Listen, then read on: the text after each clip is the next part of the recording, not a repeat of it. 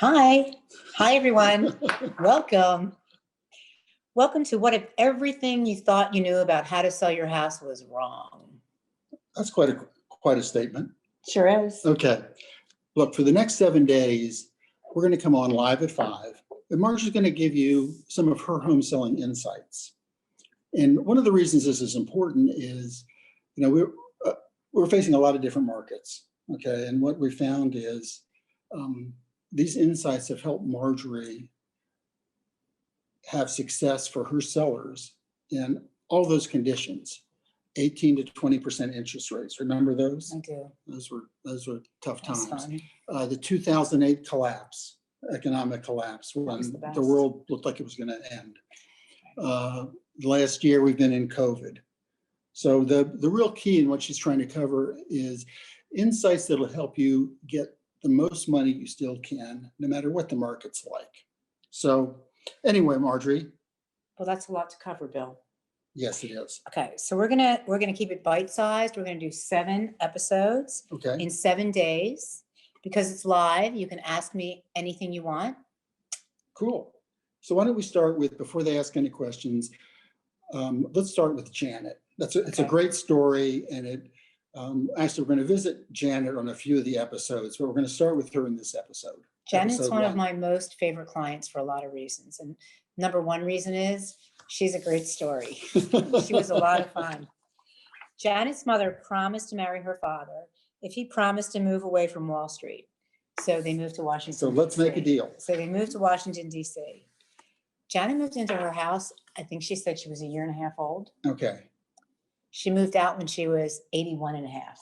Okay, so 80, she was actually in the house, actually really in the house for 80 years. 80 years. That was her only home, basically, from the time she was 1.5. Right.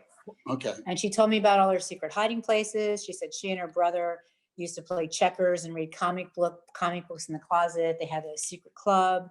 She remembers running through the Bishop's Garden. She watched the National Cathedral. So the National Cathedral wasn't even really. She watched it be built. Yeah. Wow. Yeah. She watched the National.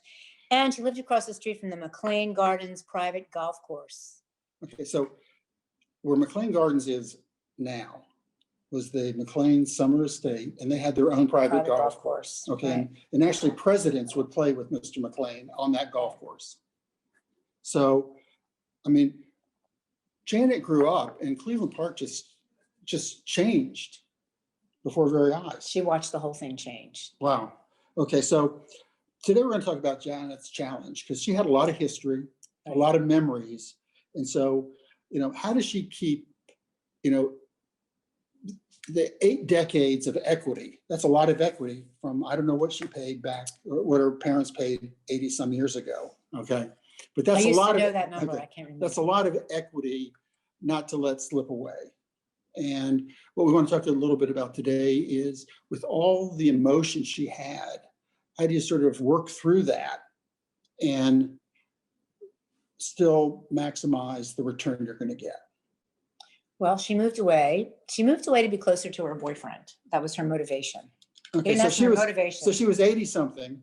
And she wanted to be closer to her. She was retired. She was a scientist. She was a really interesting woman. Recently, she sent me an email that they got married. They got married. Yeah, they got married. The 85-year-olds. Mm-hmm. Cool. And they find a good school district for the kids. So the point is that Bill is saying is that it's usually emotional. And when someone's selling a house, it's usually for some emotion.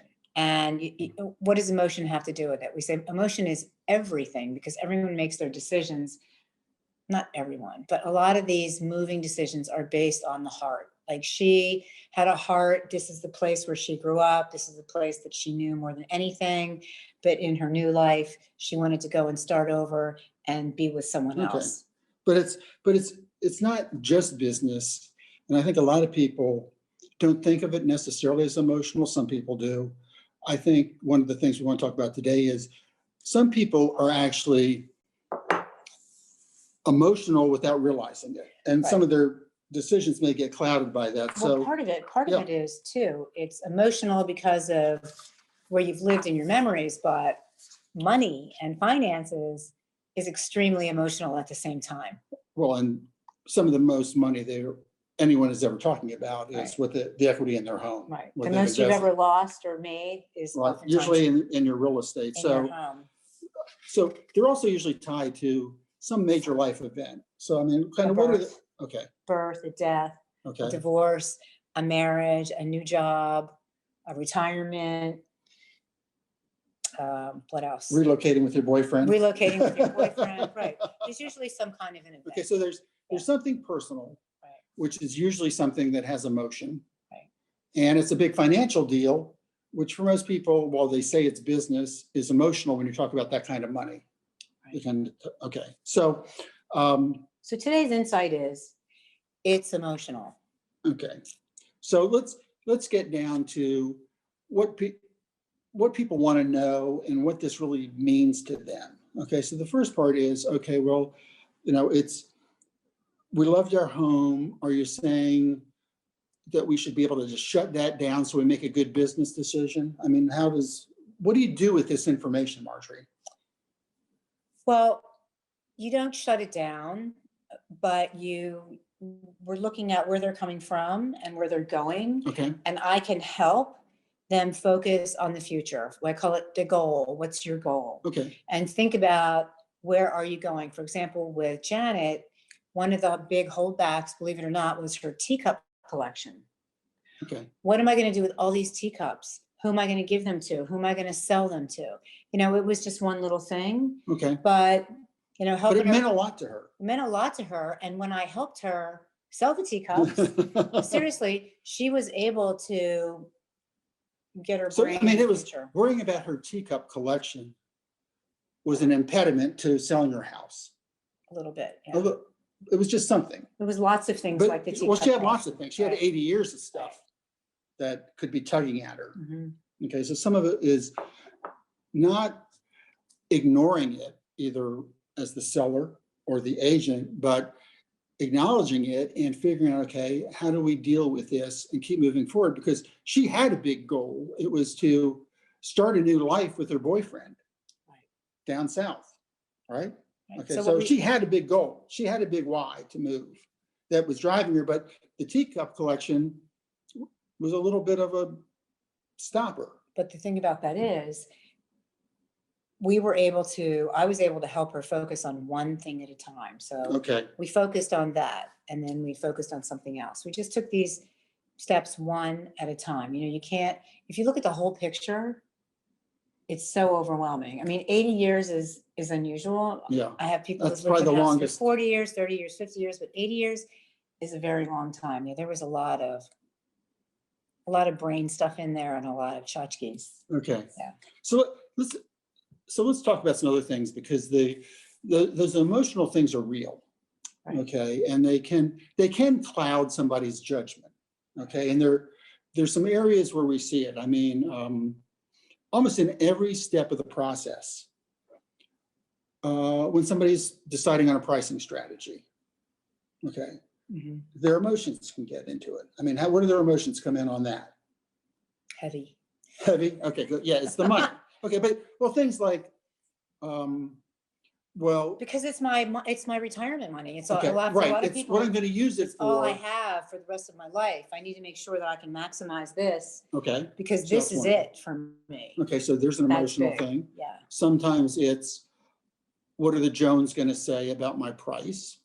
Okay, that has nothing to do with the market, but that has to do with something emotional, some emotional baggage they may have. What if, well, why can't I get the $25,000 back on my money for the high-powered shower head? The $40,000 shower head. Right. Yeah. Okay, so, but that's emotional. Right. Okay.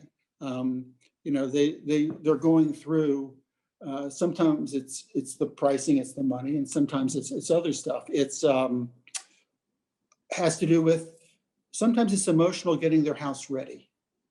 It's always emotional Okay. getting your house ready. Think about it. This is how they've lived. Think about Janet. Okay, this is how her environment for 80 years. And you might have some advice on what she needs to do to get it market ready. Yeah. And it's like, well, what do you mean? I?